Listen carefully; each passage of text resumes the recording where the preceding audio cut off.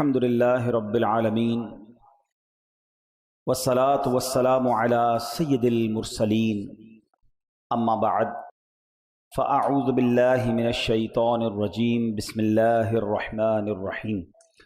پڑھیے الصلاة والسلام علیک یا رسول اللہ وعلى آلک واصحابک یا حبیب اللہ. الصلاة والسلام علیک یا نبی اللہ وعلی آلک واصحابک یا نور اللہ. درود پاک پڑھنے کے بے شمار فضائل و برکات ہیں. نبی پاک علیہ الصلوۃ والسلام کا فرمان ہے جس کا مضمون ہے کہ جو کسی مشکل میں ہو، پریشانی میں ہو، اس کو چاہیے کہ مجھ پر کثرت سے درود پڑھے کہ درود پاک مصیبت اور پریشانی کو لے جاتا ہے. اے میرے میٹھے اسلامی بھائیوں، اے میرے پیارے اسلامی بھائیوں، یہ ہے درود پاک. درود پاک کی کثرت جو ہے بندے کو کس طرح مصیبت سے نکالتی ہے، کس طرح پریشانی سے نکالتی ہے. ایک ہے میری اور آپ کی عقل، ایک ہے میری اور آپ کی کیلکولیشن. ہم سمجھتے ہیں جس مشکل میں پھنسا ہوں نکل نہیں سکوں گا، اب میرے آگے ڈیڈ لاک ہے، اب جناب زندگی ختم ہونے کو ہے، قرضہ بہت بڑا ہو گیا، بیماری بہت بڑی آ گئی. یاد رکھو یہ میری اور آپ کی عقل کہہ رہی ہے. میرے آقا وہ ہیں جن کو رب نے اپنے خزانوں کا مالک بنایا ہے. نبی پاک وہ ہے جو رحمت للعالمین ہیں، وہ اللہ تبارک و تعالیٰ کے ایسے خاص کرم یافتہ ہیں کہ میرے آقا نگاہ فرما دیں، نبی پاک کرم فرما دیں، ان کے ہاتھ اٹھ جائیں دعا کے لیے تو ہماری بگڑی بن سکتی ہے. تو ہمیں اپنی زندگی میں مایوسی قریب نہیں آنے دینی چاہیے. کثرت سے درود پاک اپنی زندگی کا معمول بنائیں. آپ اپنی آنکھوں سے دیکھیں گے کہ آپ کی مشکلیں کیسے آسان ہوتی ہیں. اللہ کریم مجھے بھی اور آپ کو بھی کثرت کے ساتھ درود پاک پڑھنے کی توفیق عطا فرمائے. آئیے مل کر محبت کے ساتھ بآواز بلند درود پاک پڑھ لیجئے. صلو علی الحبیب صلی اللہ تعالی علی محمد صلی اللہ علیہ وسلم. بڑا ہی مبارک اور پیارا مہینہ ذوالحجہ کا مہینہ، اسلامی سال کا یہ آخری مہینہ ہے، اور اس مہینے میں خاص دو ایسے ایونٹ ہوتے ہیں، خاص دو ایسے اسلامی تہوار ہوتے ہیں، ہم کہیں تو غلط نہیں ہوگا کہ پوری دنیا کے مسلمان جس میں انوالو ہو جاتے ہیں. ایک تو حج کا مہینہ آ جاتا ہے، حج کے دن آ جاتے ہیں جب عاشقان رسول حج کو جاتے ہیں. جاتے تو چند ہی ہیں مگر ساری دنیا کے مسلمانوں کے دل ان کے ساتھ دھڑک رہے ہوتے ہیں. سب کی آنکھیں عرفات کو تک رہی ہوتی ہیں کہ ہمارے بھائی رحمت والے میدان میں موجود ہیں اور ہمیں دعاؤں میں یاد رکھا ہوگا، ہمارے لیے بھی دعائیں ہو رہی ہوں گی. اور سبحان اللہ، عرفات کے میدان کی تو کیا بات ہے کہ جو عرفات کے میدان میں احرام کی حالت میں وقوف عرفہ کی نیت سے پہنچ جائے، اللہ اکبر، احادیث میں یہ مضمون ملتا ہے وہ گناہوں سے ایسا پاک ہو جاتا ہے جیسا کہ ابھی ماں کے پیٹ سے پیدا ہوا ہو. دوسرا سال ہے، لوگ حج پر نہیں جا پا رہے، پاکستان سے نہیں جا پا رہے، دنیا کے کئی ملکوں سے نہیں جا پا رہے، لیکن اب اللہ کی رحمت سے ہم امید بھی رکھتے ہیں اور دعا بھی کرتے ہیں کہ مولا آئندہ سال ہم سب کو بھی حج کی سعادت عطا فرما. کیسا پیارا آخری مہینہ ہے جس کے بارے میں وہ شاعر لکھتے ہیں نا، ذکر تھا آخری مہینے کا، تذکرہ چھڑ گیا مدینے کا، حاجیوں مصطفیٰ سے کہہ دینا غم کے مارے سلام کہتے ہیں. اسلامک کیلنڈر کی ایک اور خاص بات بتاؤں، ذوالحجہ آخری مہینہ، محرم پہلا مہینہ، اس سال کے آخری مہینہ بھی قربانی کا درس دیتا ہے، پہلا مہینہ بھی قربانی کا درس دیتا ہے. اس سے پتہ چلتا ہے کہ اسلام میں قربانی کی کتنی بڑی اہمیت ہے. ہم اپنے اللہ کی راہ میں جانور قربان کرتے ہیں. امام حسین نے تو اپنی جانیں قربان کر دی نا. تو قربانی چاہے وہ وقت کی ہو، مال کی ہو، جان کی ہو، یہ اللہ کی بارگاہ میں بڑی مقبول ہے. اللہ مجھے اور آپ کو اس کے دین کی خاطر قربانیاں دینے والا بنا ہے. اب یہ جو بقرہ عید کی قربانی ہے، سبحان اللہ، یہ کتنی بڑی نیکی ہے، یہ کتنے بڑے اجر کا کام ہے. اس کو فارمیلٹی سمجھ کے نہ کیا کریں، ارے کیا کریں بھائی بقرہ عید آ گئی کرنی پڑے گی قربانی، سال پورا ہو گیا پیسے نکالنے ہی پڑیں گے، نہیں، یہ بہت بڑی سعادت ہے، نصیب والوں کو ملتی ہے، اور اس کا اجر کیا ہے؟ میں آپ کو ایک واقعہ سناتا ہوں۔ حضرت سیدنا احمد بن اسحاق علیہ رحمت اللہ الرزاق فرماتے کہ میرا بھائی باوجود غربت کے رضائے الہی کی نیت سے ہر سال بقرہ عید میں قربانی کیا کرتا تھا۔ اس کے انتقال کے بعد میں نے اس خواب میں دیکھا کہ قیامت برپا ہو گئی ہے اور لوگ اپنی اپنی قبروں سے نکل آئے۔ یکایک میرا مرحوم بھائی ایک بڑے خوبصورت چت کبرے گھوڑے پر سوار ہو کر آیا، اور اس کے ساتھ اور بھی بہت سارے گھوڑے تھے۔ میں نے پوچھا یا اخی ما فعل اللہ تعالی بکا، میرے بھائی مرنے کے بعد تمہارے ساتھ اللہ تعالیٰ نے کیا معاملہ فرمایا؟ وہ شخص کیا کہتا ہے؟ اس کا بھائی کہتا ہے اللہ پاک نے مجھے بخش دیا۔ میں نے پوچھا کس عمل سے تیری بخشش ہو گئی؟ تو وہ کہتا ہے کہ ایک دن غریب ایک بڑھیا آئی تھی، میں نے اس کو بنیت ثواب 1 درہم دیا تھا، وہی درہم میرے کام آ گیا، میری بخشش کا ذریعہ بن گیا۔ میں نے پوچھا بھائی یہ گھوڑے اتنے سارے تیرے پاس کیوں ہیں؟ وہ کہتا ہے یہ سب میری بقرہ عید کی قربانیاں ہیں، اور جس گھوڑے پر میں سوار ہوں نا یہ میری سب سے پہلی بقرہ عید کی قربانی تھی۔ میں نے پوچھا اب عزم کدھر کا ہے، جانا کدھر ہے؟ کہتے جنت میں جا رہا ہوں۔ سبحان اللہ۔ اور اس کے بعد وہ میری نظروں سے اوجھل ہو گیا۔ انشاءاللہ میرے میٹھے اسلامی بھائیوں، جو رقم جو اللہ کی راہ میں خرچ اللہ کی رضا کے لیے کیا ہوگا نا وہ بڑا کام آئے گا، وہ نامہ اعمال پہ بڑا وزندار ہوگا، مگر شرط یہ ہے کہ وہ عمل اللہ کی رضا کے لیے کیا ہو، لوگوں کو دکھانے کے لیے نہیں، اپنی واہ کے لیے نہیں، اللہ کی رضا کے لیے اگر خرچ کرتا ہے کوئی یا کوئی بھی نیکی کرتا ہے وہ بڑی مقبول ہے۔ اور دوسری بات اس واقعے سے سیکھنے کو کیا ملی کہ انشاءاللہ یہ جو قربانیاں ہیں نا یہ اللہ نے چاہا تو جنت میں جانے کی سواری بن جائے گی۔ اور آئیے میں آپ کو حدیث سناتا ہوں، یہ جو قربانی کرنے والے ہیں سنو کتنا مبارک کام ہے۔ اللہ کے حبیب علیہ الصلوۃ والسلام فرماتے ہیں قربانی کرنے والے کو قربانی کے جانور کے ہر بال کے بدلے میں 1 نیکی ملتی ہے۔ کبھی سوچا کتنے بال ہوتے ہیں بکرے پر، گائے پر؟ ہر بال کے بدلے 1 نیکی ملتی ہے۔ نبی پاک علیہ الصلوۃ والسلام نے فرمایا جس نے خوش دلی سے طلب ثواب کے لیے طالب ثواب ہو کر قربانی کی تو وہ آتش جہنم سے حجاب یعنی روک ہو جائے گی، یعنی اللہ کی رضا کے لیے ہو۔ 2 شرطیں اس حدیث میں، ایک تو خوش دلی، انجوائے کے ساتھ، اللہ تیری مہربانی تو نے پھر موقع دیا، تیری راہ میں خرچ کرنے کا پھر موقع دیا، برڈن فیل نہ کیا کرو۔ کچھ لوگوں کی بڑی عجیب عادت ہوتی ہے، عبادت بھی کرتے ہیں اور بوجھ کے ساتھ کرتے ہیں۔ کیا کریں یار اب رمضان آ گئی تراویح پڑھنی پڑے گی۔ ارے اس کو تم بوجھ سمجھ رہے ہو؟ یار سال گزر گیا اب زکوٰۃ دینی پڑے گی۔ ایک جگہ میں بیٹھا تھا تو عجیب سی بات کی، کہتے ابھی بھائی کاروباری لوگوں کا سب سے بڑا خرچہ، جن کے پاس پیسہ زیادہ ہے نا ان کا سب سے بڑا خرچہ ہی زکوٰۃ ہے۔ میں نے کہا یار اللہ کے بندو زکوٰۃ تو خوش دلی سے دو، اس کو برڈن کیوں سمجھ رہے ہیں؟ اللہ کی رحمت ہے کہ اللہ نے تمہیں دینے والا بنایا، مانگنے والا نہیں بنایا۔ تو کبھی بھی کسی عبادت میں بوجھ فیل نہ کریں، انجوائے کریں، خوش دلی کے ساتھ کریں۔ اگر اللہ نے اس قابل کیا ہے کہ آپ قربانی کر رہے ہیں تو سبحان اللہ قربانی بھی کریں اور ساتھ سجدہ شکر بھی ادا کریں کہ اللہ تو نے مجھے اور میرے گھر والوں کو اس قابل کیا۔ ارے حضرت ابراہیم کو تو حضرت اسماعیل کے ذبح کرنے کا حکم ہوا تھا، اگر یہی حکم ہمیں دے دیا جاتا کہ سب اپنے بچے ذبح کرو کیا حال ہوتا؟ ادھر قربانی دینے کی نیت نہیں ہوتی، یہ والی قربانی کون دیتا؟ ہم پر تو آسانی کر دی گئی نا کہ جانور قربان کروایا جا رہا ہے۔ اچھا جانور بھی قربان کرو، گوشت بھی خود ہی کھا جاؤ، یہ بھی نہیں کا سارا بانٹ دو۔ سوچو رحمت دیکھو اللہ کی، آسانیاں ہیں ہمارے لیے، مگر اس کو بھی لوگ بوجھ سمجھ رہے ہوتے ہیں۔ ٹھیک ہے گوشت میں تقسیم کاری ہونی چاہیے، رشتہ داروں کو بھی دیں، غریبوں کو بھی دیں، لیکن ایسا نہیں ہے کہ آپ کچھ بھی نہیں کھا سکتے اس میں سے۔ تو بہرحال میرے میٹھے اسلامی بھائیوں یہ حدیث یاد رکھنی ہے، اور قربانی کرے گی کیا؟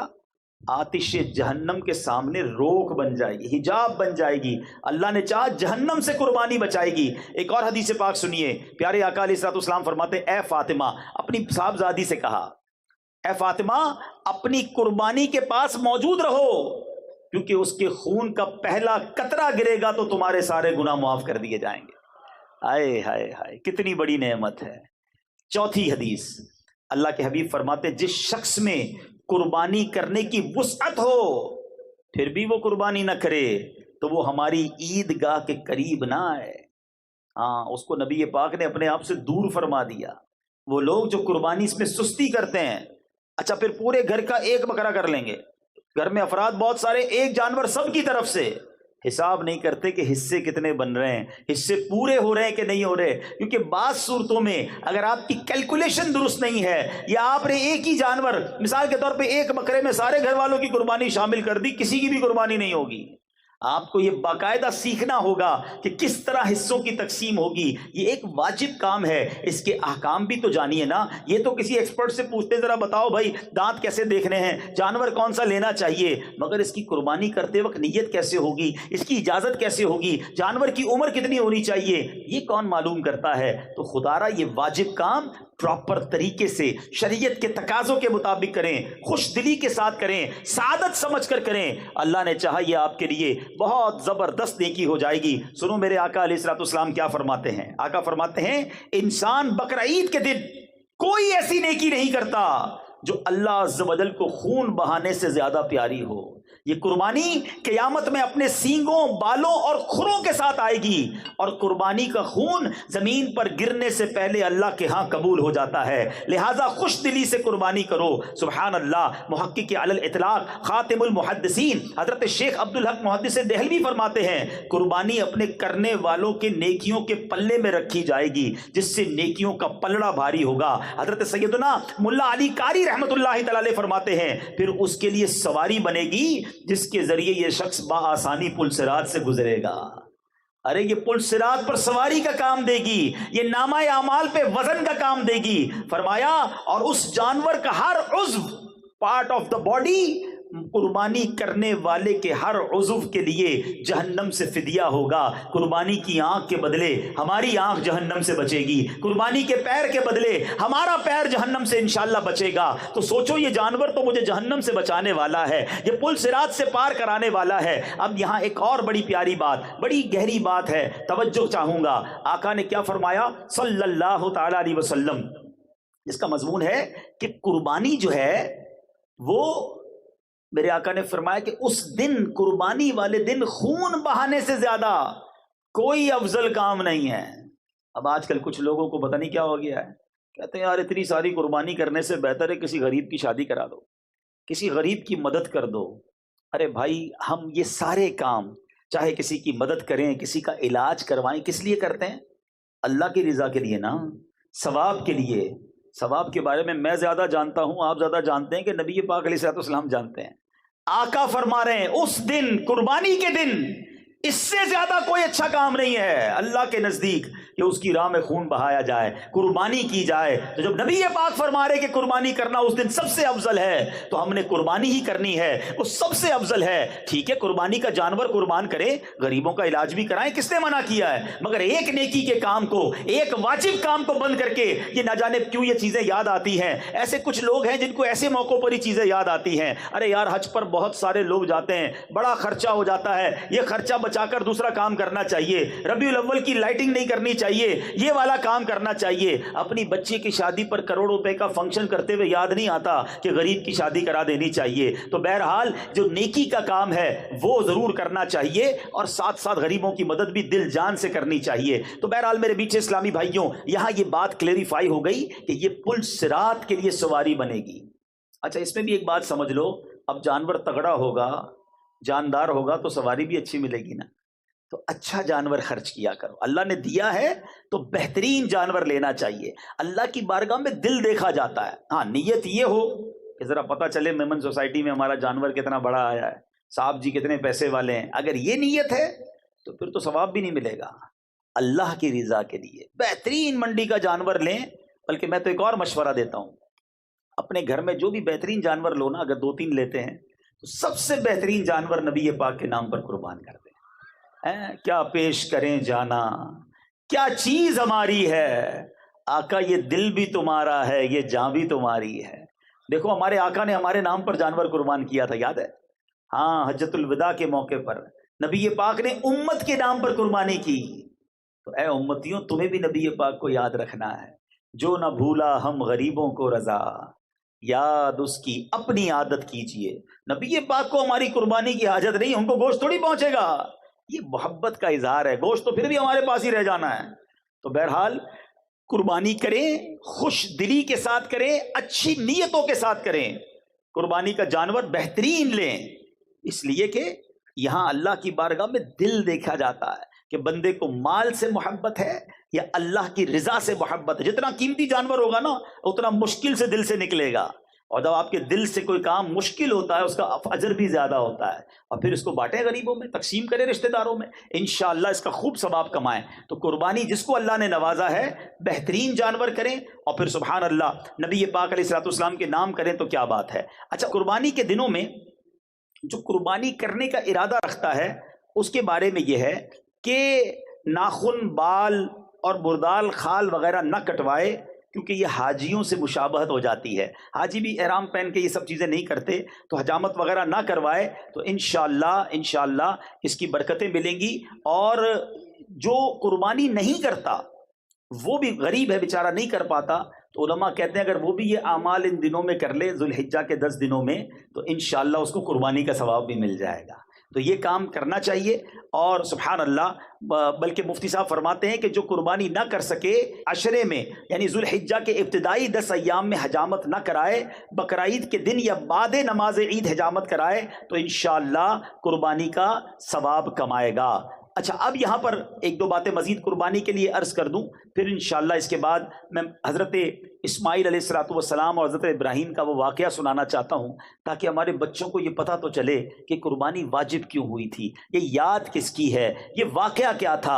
اللہ اکبر، جتنی بار اس واقعے کو پڑھیں آنکھوں میں آنسو آ جاتے ہیں، دل بے قرار ہو جاتا ہے کہ یہ کیسے لوگ تھے، اللہ کی رضا پر کیسے راضی تھے، کتنی بڑی قربانی کے لیے وہ تیار ہو گئے، اور آج ہمیں چھوٹی سی قربانی دینے میں لوگوں کے دلوں پر بوجھ آ جاتا ہے۔ تو بہرحال میرے پیچھے اسلامی بھائیوں، قربانی کی جو دعا ہے نا، یہ انشاءاللہ آپ کو دعوت اسلامی کے جو رسالے ہیں مکتبۃ المدینہ کے، اس میں مل جائے گی، مگر مجھے بہت پسند ہے۔ عربی دعائیں یاد کر لو اور اس کو ترجمے کے ساتھ یاد کرو۔ آئے ہائے، اس دعا کے ذرا معنی سنو۔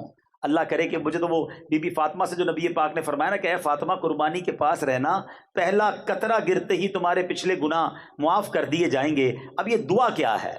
وہ دعا یہ ہے، انی وجہت وجہی للذی فطر السماوات والارض حنیفا وما انا من المشرکین ان صلاتی ونسکی ومحیای ومماتی للہ رب العالمین لا شریک لہ وبذالک امرت وانا من المسلمین۔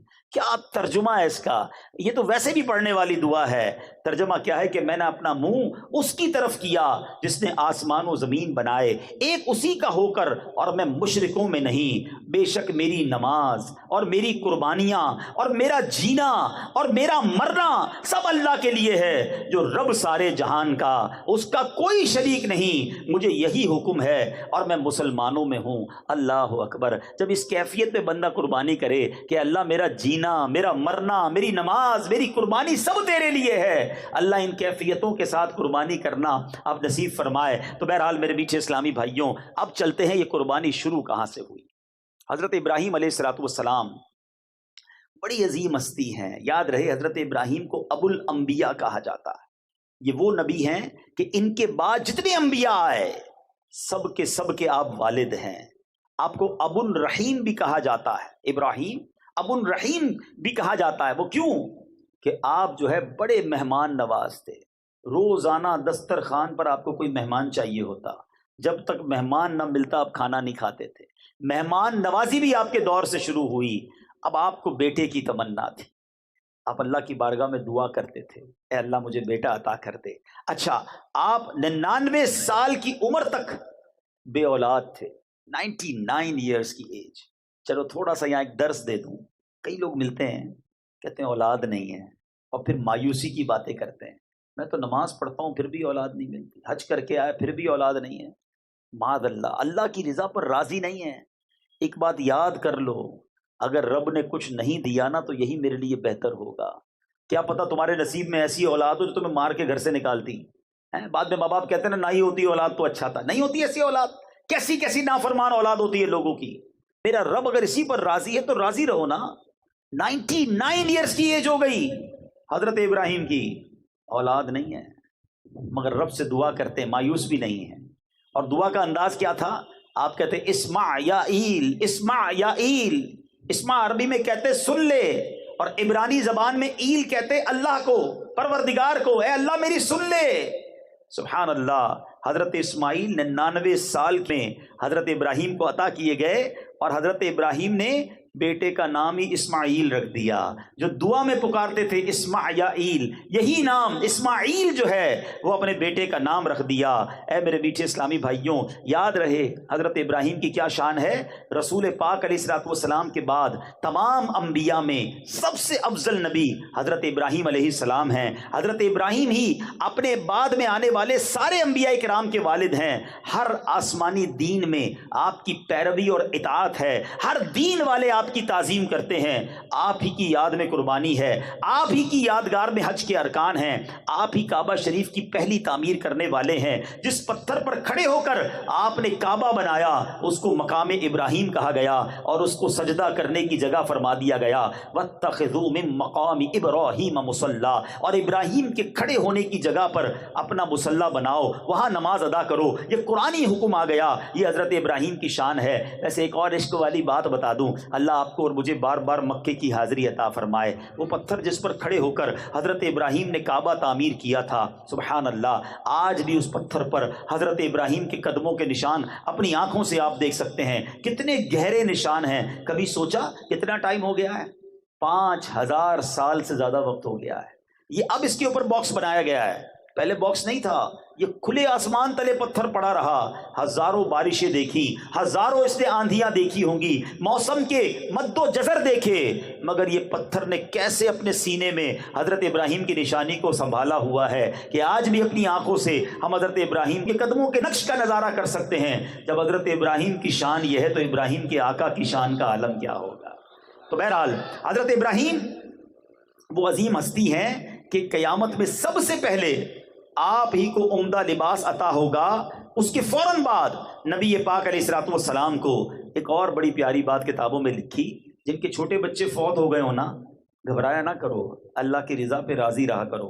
اول تو وہ چھوٹے بچے مغفرت کا ذریعہ بنیں گے، مگر آج وہ بچے پتہ ہے کہاں ہیں؟ علماء فرماتے ہیں مسلمانوں کے فوت ہو جانے والے بچوں کو آپ علیہ الصلوۃ والسلام اور آپ کی بیوی حضرت سارہ رضی اللہ تعالی عنہا عالم برزخ میں ان بچوں کی پرورش کرتے ہیں۔ یہ بچے ان کے پاس ہیں، حضرت ابراہیم کے پاس ہیں، اور وہ ان کی پرورش فرما رہے ہیں۔ اللہ اکبر، یہ شان ہے حضرت ابراہیم کی۔ اب ذرا غور کیجئے میٹھے اسلامی بھائیوں، حضرت ابراہیم کی شان تو آپ نے سنی، کئی ایسے دنیا میں کام ہیں جن کے انوینٹر، جن کے ذریعے یہ کام شروع ہوئے، سب سے پہلے جو سٹارٹ ہوئے وہ بھی حضرت ابراہیم کے دور میں کون کون سے کام ہوئے؟ سب سے پہلے آپ ہی کے بال سفید ہوئے۔ دنیا میں کسی کے بال سفید نہیں ہوتے تھے، حضرت ابراہیم پہلی ہستی ہیں جن کے بال سفید ہوئے۔ سب سے پہلے آپ ہی نے سفید بالوں پر مہندی لگائی اور قطم یعنی نیل کے پتوں کا خضاب لگایا۔ سب سے پہلے آپ ہی نے سلا ہوا پاجامہ پہنا۔ سب سے پہلے آپ نے منبر پر خطبہ پڑھا۔ سب سے پہلے آپ نے علیہ السلام نے راہ خدا میں جہاد کیا۔ سب سے پہلے آپ علیہ الصلوۃ والسلام نے مہمان نوازی کی رسم شروع کی۔ سب سے پہلے آپ علیہ الصلوۃ والسلام لوگوں سے گلے ملے۔ ہم جو معانقہ کرتے ہیں نا، یہ حضرت ابراہیم کے دور سے شروع ہوا، اور سب سے پہلے آپ ہی نے سرید، یہ جو کھانا ہوتا ہے شوربہ اور روٹی ملا کر، یہ آپ نے ہی سب سے پہلے بنائی۔ بہرحال اتنی عظیم ہستی ہیں، مگر آپ کو ایک خواب دیکھا آپ نے۔ اچھا، یہ 8ویں رات تھی ذوالحجہ کی، اور کوئی کہنے والا کہہ رہا ہے کہ بے شک اللہ عز و جل تمہیں اپنے بیٹے کو ذبح کرنے کا حکم دے رہا ہے۔ آپ صبح سے شام تک اس بارے میں غور کرتے رہے کہ یہ خواب اللہ کی طرف سے ہے یا شیطان کی طرف سے ہے۔ 8 ذوالحجہ کو پتہ کیا کہتے ہیں؟ یوم الترویہ۔ جو حج پر جاتے ہیں ان کو یاد ہو گیا ہوگا، یوم الترویہ 8 ذوالحجہ کا نام ہے۔ اس کا مطلب پتہ ہے کیا ہے؟ سوچ بچار کا دن۔ حضرت ابراہیم نے یہ دن سوچ و بچار میں گزارا تھا، اس لیے اس کا نام ہی یوم الترویہ پڑ گیا۔ 9ویں رات پھر خواب آیا، صبح یقین کر لیا کہ یہ اللہ کی طرف سے ہے۔ اب 9 ذوالحجہ کو کیا کہا جاتا ہے؟ یوم عرفہ، یعنی پہچاننے کا دن۔ آپ کو یقین ہو گیا کہ یہ اللہ کی طرف سے خواب ہے، 9 ذوالحجہ کا دن ہی یوم عرفہ پڑ گیا۔ اب 10ویں ذوالحجہ پھر وہ آپ نے رات کو خواب دیکھا۔ اب آپ نے پکا ارادہ کر لیا کہ بیٹے کو آج ذبح کرنا ہے، اس لیے 10 ذوالحجہ کے دن کا نام یوم النحر پڑ گیا۔ یہ تینوں نام بھی حضرت ابراہیم کی کیفیت کے مطابق، جو آپ کی کیفیت تھی وہی اس دن کا نام ہو گیا۔ اے میرے میٹھے اسلامی بھائیوں، حضرت ابراہیم نے اب اپنے بیٹے حضرت اسماعیل علیہ السلام سے بات کی۔ کیا بات ہو رہی ہے؟ بیٹا گھمانے لے جا رہا ہوں یہ نہیں، بیٹا کو چیز دلانے جا رہا ہوں یہ نہیں۔ 7 سال یا 13 سال عمر ہے حضرت اسماعیل کی، 99 سال کی عمر میں یہ بیٹا ملا ہے۔ ٹرائی ٹو انڈرسٹینڈ، بچہ جب 10-15 سال بعد پیدا ہو تو پورا خاندان ہی اس کا دیوانہ ہوتا ہے، اس کے ناز اٹھائے جاتے ہیں، بڑی منتوں سے آیا ہے۔ 99 ایئرز کے بعد اولاد ہوئی ہے، اور ابھی 7 سال کا ہے، یا ایک روایت کے مطابق 13 سال کا ہے۔ حضرت اسماعیل کے بارے میں کہا گیا اس کو ذبح کر دو، اور آپ اپنے بیٹے سے بات کرتے ہیں کہ بیٹا میں تمہیں اللہ کی طرف سے حکم آیا ہے۔ مگر اس سے پہلے کیا ہوا ذرا سنیے گا۔ اب شیطان نے کیا کام کیا؟ شیطان جو ہے اب ایک شکل میں حضرت ابراہیم کے پاس آیا، کیونکہ آپ اپنے بیٹے کو لے کے کہیں جا رہے تھے۔ کہتا ہے ابراہیم کہاں کا ارادہ ہے؟ آپ نے جواب دیا میں کام سے جا رہا ہوں۔ اس نے پوچھا کیا اسماعیل کو ذبح کرنے جا رہے ہو؟ حضرت ابراہیم علیہ السلام نے کہا کیا تم نے کسی باپ کو دیکھا ہے وہ اپنے بیٹے کو ذبح کرے؟ شیطان بولا ہاں میں آپ ہی کو دیکھ رہا ہوں، کسی کام سے جا رہے ہیں۔ اس کو تو معلوم تھا۔ آپ سمجھتے ہیں کہ اللہ عز و جل نے آپ کو اس بات کا حکم دیا ہے؟ حضرت ابراہیم نے ارشاد فرمایا اگر اللہ عز و جل نے مجھے اس بات کا حکم دیا ہے تو میں اس کی فرما برداری کروں گا۔ شیطان نے یہاں وسوسہ ڈالنے کی کوشش کی، کامیاب نہیں ہوا۔ اب بی بی ہاجرہ کے پاس گیا۔ آپ کو پتا ہے آپ کے بیٹے کو کہاں لے کر گئے حضرت ابراہیم؟ کب بیٹے کو کہیں گھمانے پھرانے لے گئے؟ کہ نہیں، وہ انہیں ذبح کرنے لے کر گئے۔ تو حضرت ہاجرہ کہتی کیا تم نے کبھی ایسا دیکھا ہے کوئی باپ بیٹے کو ذبح کرے؟ شیطان کہتا ہے ہاں انہیں اللہ نے اس بات کا حکم دیا ہے۔ ماں دیکھو کیسی تھی، بی بی ہاجرہ کہتی ہیں اگر ایسا ہے تو انہوں نے اللہ کی اطاعت کر کے بہت ہی اچھا کیا ہے۔ اگر اللہ نہیں فرمایا نا پھر تو یہ فیصلہ ٹھیک کیا انہوں نے۔ شیطان نے دیکھا نہ باپ ہل رہا ہے نہ ماں ہل رہی، چھوٹا بچہ حضرت اسماعیل کے پاس چلا گیا۔ کہتا ہے اسماعیل پتہ ہے تمہارے بابا جان کہاں لے جا رہے ہیں؟ تو کہتے ہیں کہ والد صاحب اپنے ساتھ کہیں لے جا رہے ہیں۔ کہ تمہیں معلوم ہے اللہ نے انہیں حکم دیا ہے تمہیں ذبح کرنے کے لیے۔ ذرا سوچو تربیت کا کیسا شاہکار ہے حضرت اسماعیل۔ فرماتے ہیں اگر رب نے حکم دیا ہے تو بابا جان بالکل ٹھیک کرنے جا رہے ہیں، پھر میں بھی اس کام کے لیے راضی ہوں۔ اللہ اکبر۔ اب شیطان نے دیکھا کوئی نہیں مان رہا، بہکانے کی کوشش میں ناکام ہوا تو ایک مقام پر پہنچا۔ حضرت ابراہیم نے اسے 7 کنکریاں ماری۔ اگلے مقام پر پہنچا، اب وہاں فرشتوں نے کہا حضور یہاں بھی کنکریاں ماریں۔ حضرت ابراہیم نے پھر کنکریاں ماری۔ آگے جا کر پھر ایک مقام پر اس نے بہکانے کی کوشش کی۔ اللہ اکبر۔ فرشتوں نے حضرت ابراہیم سے کہا کہ یہاں بھی کنکریاں ماریں۔ حضرت ابراہیم نے وہاں بھی اسے 7 کنکریاں ماری۔ شیطان کو 3 مقامات پر جو کنکریاں مارنے کی یادگار ہے وہ باقی رکھی گئی ہے۔ آج بھی حاجی اسی یاد کو کرتے ہوئے جمرے پر رمی کیا کرتے ہیں۔ اے میرے بیچے اسلامی بھائیوں، یہ کیسے لوگ تھے، کتنا یقین تھا رب کے وعدوں پر، اللہ کی رضا پر کیسے راضی تھے۔ حضرت ابراہیم نے اپنے بیٹے سے جو بات کی، جو کورسپونڈنس کی، وہ قرآن میں موجود ہے۔ کیا الفاظ ہے ذرا سنو۔ حضرت ابراہیم اپنے بیٹے سے کیا کہتے ہیں؟ یا بنی انی ارا فی المنام انی اذبحک فانظر ماذا تری۔ اے میرے بیٹے میں نے خواب دیکھا ہے۔ باپ اپنے بیٹے سے بات کر رہا ہے، میں نے خواب دیکھا تجھے ذبح کرتا ہوں، اب تو دیکھ تیری کیا رائے ہے۔ اللہ اکبر۔ کسی سے یہ کہا جائے کہ تجھے ذبح کرنے کا ارادہ ہے، خواب میں حکم ملا ہے، اپنا بیٹا بھی ہو تو گھر چھوڑ کے بھاگ جائے۔ یہ کیسا بیٹا ہے؟ کیا کہتے ہیں سنو، کہتے ہیں اے میرے باپ کیجئے جس بات کا آپ کو حکم ہوتا ہے، خدا نے چاہا تو قریب ہے کہ آپ مجھے صابر یعنی صبر کرنے والا پائیں گے۔ اللہ اللہ اللہ۔ سوچو تو صحیح ہے کیسے باپ بیٹے ہیں۔ اب حضرت اسماعیل علیہ السلام نے اپنے والد سے بڑی کمال کی عرض کی۔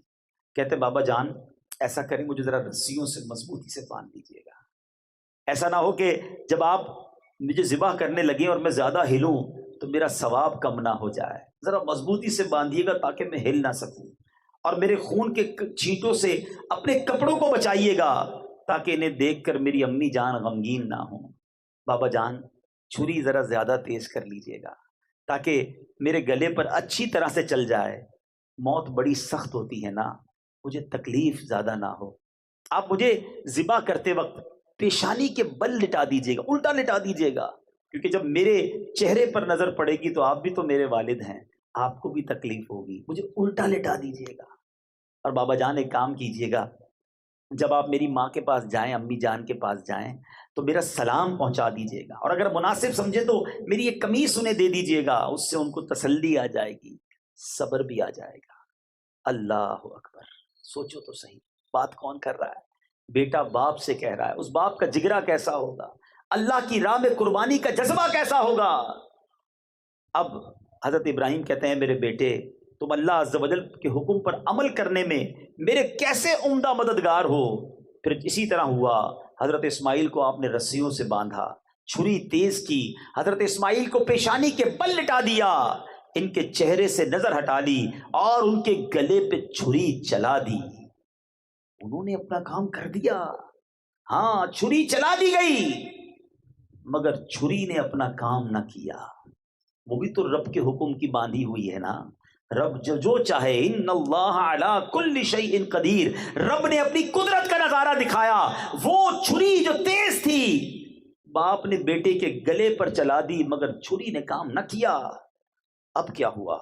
حضرت ابراہیم علیہ السلام پر وحی نازل ہوئی اور ہم نے اسے ندا فرمائی کہ اے ابراہیم، تو نے خواب سچ کر دکھایا، ہم ایسا ہی صلہ دیتے ہیں نیکوں کو، بے شک یہ روشن جانچ تھی اور ہم نے ایک بڑا ذبیحہ اس کے فدیے میں دے کر اسے بچا لیا، یہ امتحان لیا گیا۔ اے ابراہیم تم کامیاب ہو گئے، تم نے یہ اپنا وعدہ پورا کر دیا۔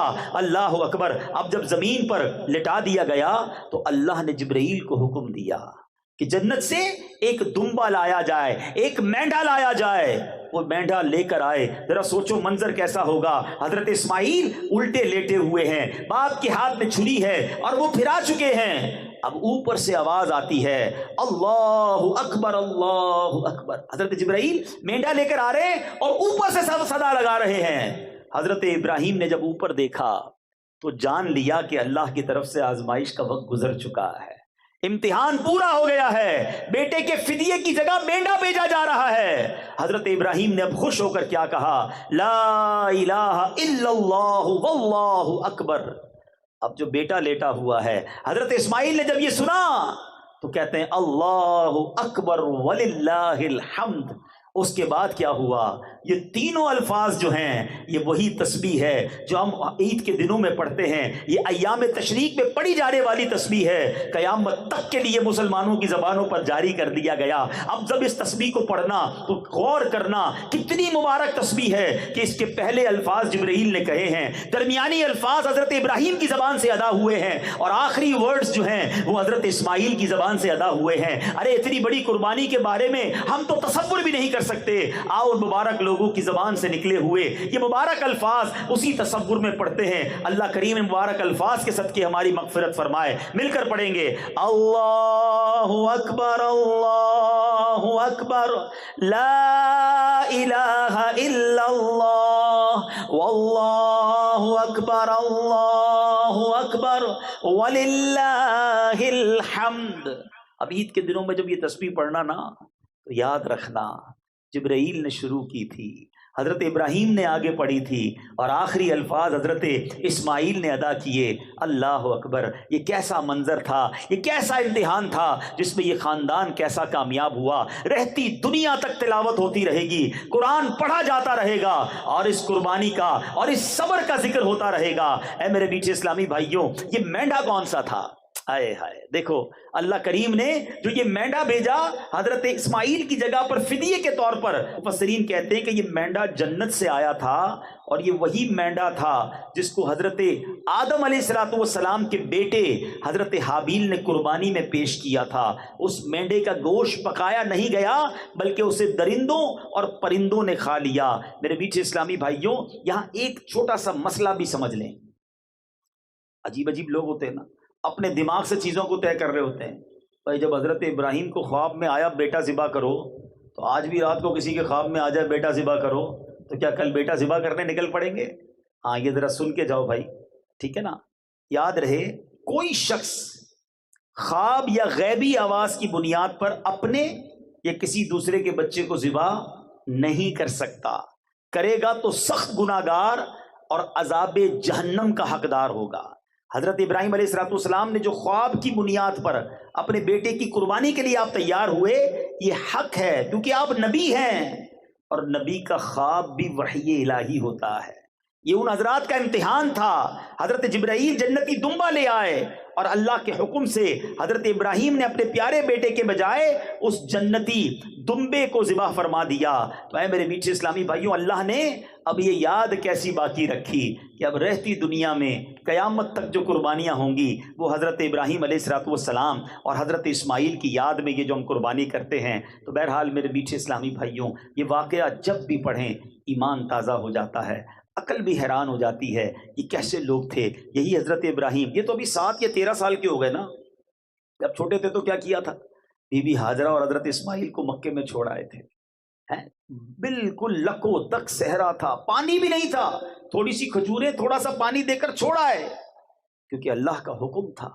بی بی ہاجرہ نے کہا تھا کہ اے ابراہیم ہمیں کہاں چھوڑے جا رہے ہو، کس کے آسرے چھوڑے جا رہے ہو؟ حضرت ابراہیم نے 2 بار 3 بار جواب نہیں دیا۔ تو بی بی ہاجرہ نے کہا کہ کیا آپ کو اللہ نے حکم دیا ہے؟ فرمایا ہاں مجھے رب نے حکم دیا ہے۔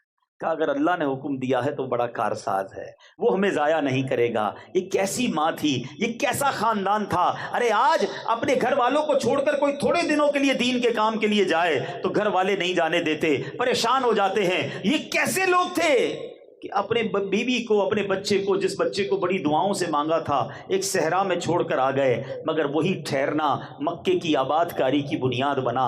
وہ حضرت اسماعیل کا رونا، وہ بی بی ہاجرہ کا دوڑنا، وہ زمزم کا جاری ہونا، وہ کنویں کا ابل پڑنا، اور اس کے بعد جناب لوگوں کا مکے میں آ کر آباد ہونا۔ اور اب پھر مکہ جب آباد ہوا تو کعبے کی تعمیر بھی اللہ کریم نے یہ شرف حضرت اسماعیل اور حضرت ابراہیم کو عطا فرمایا۔ یہ جو مقام ابراہیم کی بات ہو رہی تھی، ایک اور معجزہ بتاؤں حضرت ابراہیم کا۔ مقام ابراہیم آپ دیکھیں، کعبہ جب ہم دیکھتے ہیں نا کتنا اونچا ہے، اتنی اونچی تعمیر کیسے کی ہوگی؟ آج کے زمانے میں تو کرین اور بہت ساری چیزیں ہوتی ہیں، بڑے بڑے پتھر اوپر تک پہنچانے ہوتے ہیں، لفٹیں لگتی ہیں۔ کتابوں میں لکھا ہے جو مقام ابراہیم تھا نا، کعبے کی دیوار جتنی اونچی ہوتی جاتی تھی مقام ابراہیم اتنا اوپر ہوتا جاتا تھا۔ یہ لفٹ کا کام کرتا تھا، جب نیچے تعمیر کرنی ہوتی تھی یہ پتھر نیچے آ جاتا تھا۔ اللہ اکبر، اللہ نے اپنے گھر کی تعمیر کا کیا انتظام کیا۔ اچھا پھر جب اس کی تعمیر کرنی تھی ایک اور پرابلم تھی، کعبہ جو ہے وہ اٹھا لیا گیا تھا طوفان نوح کے موقع پر۔ اب کعبے کی ڈائمنشنز نہیں پتا تھی کہ ایگزیکٹلی کعبہ کدھر ہے جہاں بنانا ہے۔ حضرت ابراہیم کو حکم ہوا اے ابراہیم کعبے کی تعمیر کرو۔ اب اس جگہ کی نشاندہی کے لیے ایک بادل بھیجا گیا۔ ارشاد ہوا اس بادل کے نیچے جتنی سائے کی جگہ ہے نا، یہی کعبے کی 4 دیواری کی جگہ ہے، یہاں کعبہ تعمیر کرو۔ ایگزیکٹلی ڈائمنشن بتانے کے لیے ایک بادل بھیجا گیا۔ حضرت ابراہیم نے بالکل اس کے نیچے باؤنڈری بنائی اور کعبے کی تعمیر شروع کی۔ کعبہ تعمیر ہو گیا۔ اب حضرت ابراہیم کو حکم ہوا اے ابراہیم لوگوں کو حج کے لیے بلاؤ، لوگوں کو آواز لگاؤ۔ مکے میں کتنے لوگ رہتے تھے؟ آپ نے کہا یا اللہ ساری دنیا میں میری آواز کیسے پہنچے گی؟ آج میں حیدرآباد میں بیٹھا ہوں، بیان کر رہا ہوں، سینکڑوں ہزاروں لوگ ہیں، دور دور تک آواز جا رہی ہے، مائک ہے، مگر پھر بھی حیدرآباد کے اس میدان تک ہی ہے نا۔ اگر دنیا میں پہنچانی ہے تو اب انٹرنیٹ ہے، یہ سوشل میڈیا پر پتہ نہیں کوئی امریکہ میں کوئی یورپ میں ہمارا بیان سن رہا ہوگا، مگر اس زمانے میں تو یہ سب کچھ نہیں تھا۔ کہا گیا اے ابراہیم آواز لگاؤ۔ کہا یا اللہ میری آواز کیسے پہنچے گی؟ ارشاد ہوا ابراہیم آواز لگانا تمہارا کام ہے، پہنچانا ہمارا کام ہے۔ حضرت ابراہیم چڑھ گئے جبل ابو قبیس پر، آج بھی وہ پہاڑ موجود ہے صفا مروہ کے ساتھ ہے، اور یہ سب سے قدیم پہاڑ کہا جاتا ہے۔ حضرت ابراہیم کھڑے ہوئے اور آپ نے لوگوں کو حج کے لیے بلایا، صدا لگائی۔ کیا صدا ہوگی؟ آپ کو پتہ ہے اللہ نے صدا کو کیسے پہنچایا؟ کتابوں میں لکھا ہے اس وقت دنیا میں جتنے لوگ تھے آل اراؤنڈ دا ورلڈ، سب نے حضرت ابراہیم کی اس آواز کو سنا۔ سنو، صرف لوگوں نے نہیں سنا بلکہ جو ابھی دنیا میں نہیں آئے تھے، ماں کے پیٹ میں تھے، انہوں نے بھی سنا، جو باپ کے پشت میں تھے انہوں نے بھی سنا، جن کی روحیں عالم ارواح میں تھی انہوں نے بھی سنا، اور جس نے جواب دیا اللہ اکبر اس وقت لبیک پڑھی گئی۔ کتابوں میں لکھا ہے جس نے حضرت ابراہیم کی اس صدا پر ایک بار لبیک کہا وہ زندگی میں ایک بار حج کرے گا، جس نے 2 بار اس وقت لبیک کہا وہ 2 حج کرے گا، جس نے جتنی بار اس وقت لبیک کہا تھا حضرت ابراہیم کی اس ندا پر اللہ کریم اتنی بار اسے حج پر بلائے گا۔ مبارک ہو ان کو جو حج کرائے ہیں، سبحان اللہ۔ اللہ کا جتنا شکر ادا کرے کم ہے کہ اللہ نے ہماری हमारी रूह को ये तौफीक बख्शी थी। हम दुनिया में तो नहीं आए थे, हजारों साल पुरानी बात है, हजरत इब्राहीम की उस पुकार पर हमारी रूह ने लब्बैक कहा, रब ने हज पर बुलाया, और हम अल्लाह से दुआ करते हैं मौला फिर हज पे बुला, जो नहीं गए उन्हें भी हज पे बुला और उन्हें भी वो मुबारक मनाजिर देखना नसीब फरमा। तो कमाल की दास्तान है हजरत इब्राहीम की बातें, उनकी जिंदगी के अंदाज, ऐसे ऐसे वाकयात हैं। नमरूद के सामने जिस तरह वो 18-20 साल की उम्र में खड़े हो गए, आग में डाल दिया गया, मगर वो अल्लाह तबारक व तआला पर तवक्कुल कैसा था, भरोसा कैसा था, और उस भरोसे का कमाल क्या हुआ कि अल्लाह करीम ने हुक्म फरमाया और वो आग गुलजार बन गई। एक रिवायत के मुताबिक 40 दिन आप आग के अंदर रहे, मगर बाहर आते हैं तो आपका बाल भी बीका नहीं होता है, आपके जिस्म पर खराश भी नहीं है। अल्लाह ने आग को गुलजार बना दिया।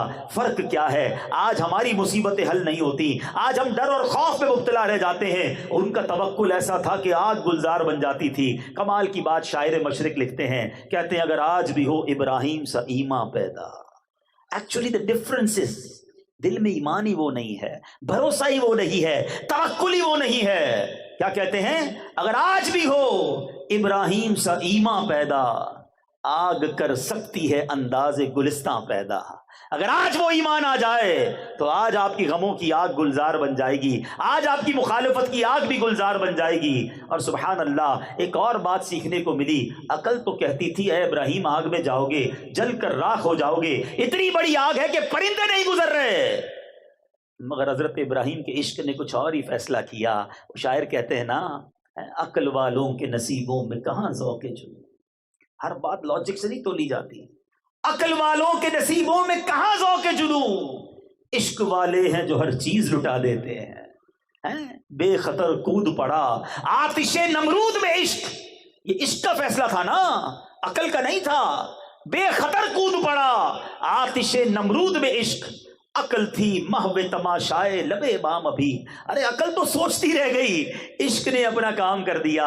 तो बहरहाल मेरे पीछे इस्लामी भाइयों, वन ऑफ द ब्यूटीफुल सीरत का शानदार हिस्ट्री है हजरत इब्राहीम की, कमाल की शख्सियत है, जितना पढ़े ईमान ताज़ा होता है। अरे अब तो कुर्बानी करेंगे फिर उनकी याद आएगी, इंशाल्लाह हज पे जाएंगे फिर उनकी याद आएगी। अल्लाह सैयदना इब्राहीम अलैहिस्सलातु वस्सलाम के मज़ार पर करोड़ों रहमतों की बारिश नाजिल फरमाए और उनके फयूज़ व बरक़ात से हमें माला माल फरमाए, उनकी सीरत से कुछ सीखना नसीब फरमाए, और इस बार अपनी कुर्बानी को शानदार अंदाज में इखलास के साथ करने की तौफीक अता फरमाए। आखिर में एक बड़ा प्यारा खूबसूरत मशवरा भी देना चाहता हूं, और ये मशवरा मिला बारगाह अमीर अहले सुन्नत से। क्या हस्ती है अमीर अहले सुन्नत, क्या शानदार आपका जहन है। सुनो, कुर्बानी करते हो ना, माशाल्लाह ऐसे भी होंगे जो नबी पाक के नाम की भी करते होंगे, गौस पाक के नाम भी करते होंगे, अपने मरहूम वालिदैन के नाम भी करते हैं, बहुत अच्छी बात, करें। लेकिन एक और अंदाज आपको बताता हूं, और ये जब से प्रैक्टिस किया है यकीन करें तबीयत भरी भरी भरी हरी हो गई है। तो क्या है, सुनो। अमीर अलैहि सल्लम फरमाते हैं कि आपके घर पर कुर्बानी का जब दिन होता है तो बहुत सारे लोग गोश्त लेने आते हैं, ऐसा ही है ना, आपके मुलाजिम आते होंगे, आपके गरीब रिश्तेदार आते होंगे, पड़ोसी आते होंगे, आप सबको देते हैं, अच्छी बात। लेकिन उनको लेने आना पड़ता है, उनके घर कुर्बानी नहीं होती है। क्या ऐसा नहीं हो सकता कि इस बार मेरी जो नफली कुर्बानियां हैं, वैसे तो ये वाजिबी कुर्बानियों में भी हो सकता है, जो वाजिब कुर्बानी वो भी हो सकता है, क्या आपने सोचा यार मैं इस बार 3-4 बकरे करूंगा, एक गाय करूंगा, क्या ऐसा नहीं हो सकता कि 1 या 2 बकरे आप अपने यहाँ ना करें, बल्कि किसी गरीब मुसलमान को कहें कि ये बकरा आप अपने घर पे कर लें, और उसको बता दें ये गौस पाक के नाम की कुर्बानी, इस नाम से कर देना, और गोश्त वगैरह आप तकसीम कर दें, या ये नबी पाक के नाम की कुर्बानी, या आपने अपने ही नाम की करवानी है तो ये मेरे नाम से काट देना, बाकी बकरा आप ले जाएं। बल्कि अमीर अलैहि सुन्नत एक स्टेप और आगे बढ़कर फरमाते बकरा ना दो उसको बकरे के पैसे दो और को खुद जाके खरीदो। हैं, अब जरा सोचे जब वो अपने बच्चों के साथ मंडी जाएगा, कितनी खुशी होगी उसके बच्चों को। 1-2 दिन जरा वो ढूंढेंगे, जानवर देखेंगे। अच्छा, बकरा के भी ऐसे भी दें, चारे के भी दें और कसाई के भी दें, वो बेचारा गरीब कहाँ से कर खिलाएगा बकरे को। अब जब जाकर वो खरीद के आएगा बकरा, 8-10 दिन जो उसके घर में रौनक लगी रहेगी, वो बच्चे जिन्होंने कभी अपने घर में जानवर नहीं देखा होगा, वो बच्चे जिनके घर में कभी कुर्बानी नहीं हुई होगी, सोचो उनकी खुशी का लेवल क्या होगा। आप तो हर साल करते हैं, एक आधा जानवर किसी के घर चला गया, आपके घर में कोई कभी नहीं आएगी। अल्लाह अकबर, वो दुआ ना भी करे तो उसके दिल में जो दुआ निकल रही होगी वो आपकी ईद को क्या बना देगी। अच्छा, आप जरा सोचो जिस दिन कुर्बानी होगी, आज तक वो सुबह थैली लेकर आपके घर आता था, آج وہ اپنے گھر میں قربانی کر کر اپنے رشتہ داروں کو بانٹ رہا ہوگا. آپ لیول آف خوشی دے سوچئے اس خاندان میں آپ کتنی خوشی داخل کر سکتے ہیں. اور میٹھے اسلامی بھائیو ایک فارمولہ یاد کر لو, خوشی کا فارمولہ یہی ہے, تم دوسروں کو خوش کرو اللہ تمہیں خوش کر دے گا. جو خوش ہونا چاہتا ہے آپ کسی کے چہرے پہ مسکراہٹ لے آئیں, کسی کے دل کا غم دور کر دیں, آپ خوش ہو جائیں گے, آپ کے غم دور ہو جائیں گے. اس بار اس قربانی کے دنوں میں یہ سٹائل اپنا کر دیکھو, یہ کام کر کے دیکھنا, پھر دیکھو آپ کو اس کا لطف کیسا آتا ہے. اور سبحان اللہ, ایک اور مشورہ دے دیتا ہوں, اگر نبی پاک کے نام کی قربانی کرنی ہے نا تو کسی سید کے گھر میں کروا دو.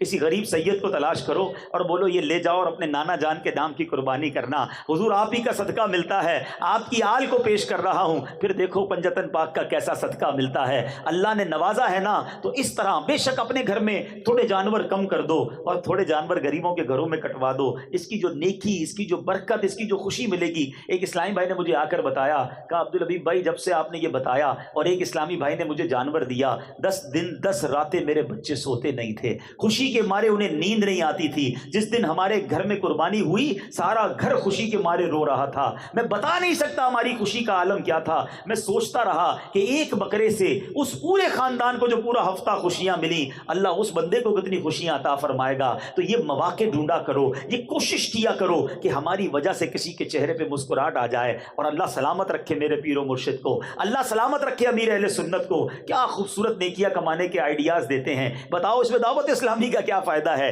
کوئی دعوت اسلامی کے فائدے کے لیے نہیں, یہ مسلمانوں کے فائدے کے لیے, لوگوں کے دلوں میں خوشی داخل کرنے کے لیے, آپس میں محبتیں بڑھانے کا فارمولہ ہے. اس پر اس بار عمل کریں انشاءاللہ. اللہ کریم کیا پتا اس ایک قربانی کے صدقے ہماری ساری قربانیاں قبول ہو جائیں. تو ہمیں اس بار یہ کام کرنا چاہیے, غریبوں کا خیال بھی رکھا کریں. اللہ کریم ہمیں اپنے مسلمان بھائی بہنوں کا خیال رکھنے کی توفیق عطا فرمائے. میرے اعمال کی اصلاح کرم سے کر دے.